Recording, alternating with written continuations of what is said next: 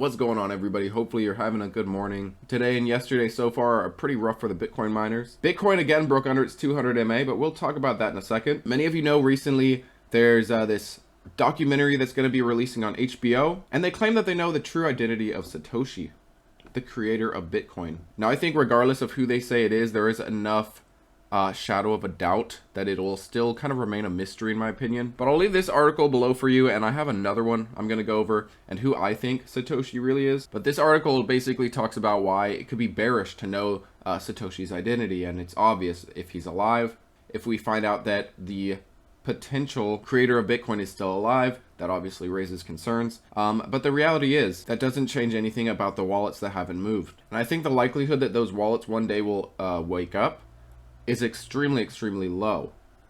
And if that were to happen, that would cause an initial huge panic, but after the fact it would be a huge positive, because that means that one wallet would no longer control about 9% of the Bitcoin. I do in the end think it's not much of a concern, and this is likely a wallet that no one has access to anymore. Maybe Satoshi's dead, so we can speculate all we want. And the positive is, it's all transparent. We would know if Satoshi was moving that crypto. We would know immediately. Everything is recorded on the blockchain. Now, in the poly markets, the betting on who it is, Len Sassman did have the lead. However, his widow recently denied these claims that he was Satoshi Nakamoto, and there was a weird correlation there where basically Satoshi Nakamoto went silent, and then soon after Len Sassman also was no more. Right now, the highest likelihood, at least according to this article, is Nick Szabo, and I personally think that's a very high likelihood that he is actually Satoshi. Back in 1998, Nick Szabo proposed a new form of currency called BitGold. It solved the double spin problem via proof of work. And check this out, you guys might not be able to read this, but this was from a Redditor that's actually a computer programmer for about 25 years. And he says that basically Len was not the kind of person that makes Bitcoin. Nick Szabo is. His initials are literally NS, and Satoshi actually signed his name NS before. And another person that's speculated as Satoshi had to jump in and say it was in fact because in Japan they put their surname first. Hal Finney had to cover for him. The answer to Satoshi is Occam's razor. The simplest solution is the correct one. Go read Nick Szabo's posts from around the time Bitcoin was created, and it's all you'll ever need. He is Satoshi. He was obsessed with creating Bitcoin and then made it. If you read his tweets, he still just tweets about how much he hates banks. The man was on a mission, and he knew the ramifications of all of it, hence the pseudonym. You couldn't find a man who was more aware of what Bitcoin would mean to the world. There's no way Satoshi isn't either Adam, Wei Dai, Hal, or Nick. The only reason I think it wasn't Adam was because Hashcash was already functioning at the time. BitGold wasn't. Adam would have just called Bitcoin Hashcash 2.0 if it was him. Bitcoin is essentially the working version of BitGold. And last part I wanted to mention, the number of linguistic similarities between Szabo's writing and the Bitcoin paper is uncanny. None of the other possible authors were anywhere near as good of a match. We are pretty confident that out of the primary suspects, Nick Szabo is the main author of the paper, though we can't rule out the possibility that others contributed. Now, regardless of who HBO names the real Satoshi Nakamoto, I think there will be enough uncertainty, enough doubt, in a good way, that this mystery will always be unsolved. And honestly, I think that is a great thing for Bitcoin. Now, typically I like to compare Bitcoin to previous cycles. This article compares Bitcoin to last year, back around last October. And this trader, Immortal, sees the possibility that Bitcoin may be following the footsteps of October 2023 price action. The trader shares a chart suggesting that Bitcoin is on the verge of a big breakout after over 6 months of sideways movement, October 2023 versus 2024, both preceded by 200 days of accumulation. 200 days of accumulation, 200 days of accumulation.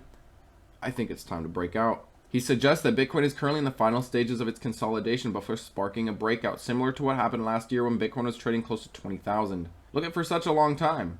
Lower highs, lower lows, and then what happened? Bam, we broke those previous highs, off to the races.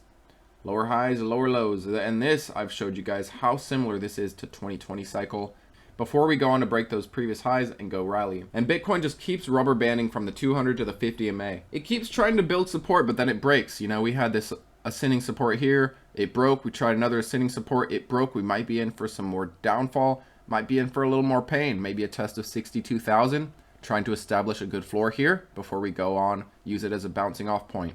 But keep an eye on Bitcoin's trends. They are pretty clear lately. It's been following these either uptrends or these little downtrends until it breaks the resistance or support. It has been doing this for a little while recently, pretty clearly. Now looking at the RSI, I'll show you that recently we were looking at a bearish divergence that we just got out of, and now we're approaching a bullish divergence. We had a bearish divergence here. You'll notice that the RSI's high point was right here. However, the price went higher, and this was when the RSI was cooling down. We did sell off a little bit because of it, combined with other factors, of course, but there was an RSI bearish divergence here. Now we are seeing a bullish divergence. The price is dropping, but the RSI is starting to pick up. That is good. We might start establishing support here and go on to retest that 200 MA. The 200 MA is still sitting right around 63,500, and the 50 MA is sitting right around 60,750 or so. I do think we're going to see a break of this descending resistance before we get our golden cross, and I do still think that our low point from this big pullback, our low point will turn out to be that early August, back when we saw 49,000. We are up here in the 60,000s. We are not in the 40,000s, 50,000s. However, retail is extremely bearish. Retail thinks the cycles won't play out. Retail thinks we're going lower. Now, we do have some important dates that the market will react to. We do have CPI coming out on October 10. You'll see the forecast is getting awful close to that 2% goal. The closer we get to 2%, or dare I say under 2%, the more likelihood of bigger cuts. But this also obviously relies on employment data as well. If unemployment starts ticking up, we will see more cuts. If unemployment remains strong, we will likely see less cuts. It will heavily rely on both inflation data and employment numbers. In my opinion, that's what the Fed is closely watching. And we also have PPI. This is going to be the day after CPI. This is going to be October 11. And last read was actually a 1.7%, forecasted to be a 1.8. This is under 2%. There was actually a period that this was nearly deflationary, nearly negative. It got all the way down to 0.2% before ticking back up. Now, it does look like over these last few months, we have been cooling down. Perhaps we continue to see that. Perhaps this next October read is going to be right around that 1.7 or lower. If this is the case, this does open us up for more rate cuts, in my opinion. Now, looking at the Fed Watch tool, there's actually a possibility of no cut in the next meeting. Keeping rates the same has about an 11% odds, while a 25 basis point cut has about an 88.7% odds. Now, the 50 basis point cut, or the 0.5% cut, is off the chart completely. However, if we see PPI or CPI drop considerably, this will obviously change these odds. This might take the current rate out, and this might even bring some possibility of the larger percentage rate if we do get a lower CPI, PPI, or both. What I do think is the most likely scenario is what everyone expects, is the 25 basis point cut. Regardless of how things change, I do think we're going to get a 25 basis point cut. Remember that even with this first rate cut that we had, rates are still high. The Fed is going to slowly and meticulously lower these rates, but we don't want to see inflation tick up, because rates are already high. If inflation ticks up, what is the Fed going to do? They would basically be running out of options if we do see inflation tick up. Rates are already extremely high. But thanks as always for watching, guys. What do you think we're going to get in the next Fed meeting? And also, who do you think the real Satoshi Nakamoto is? And how do you think it'll impact the market once that HBO documentary is released? Do you think the market will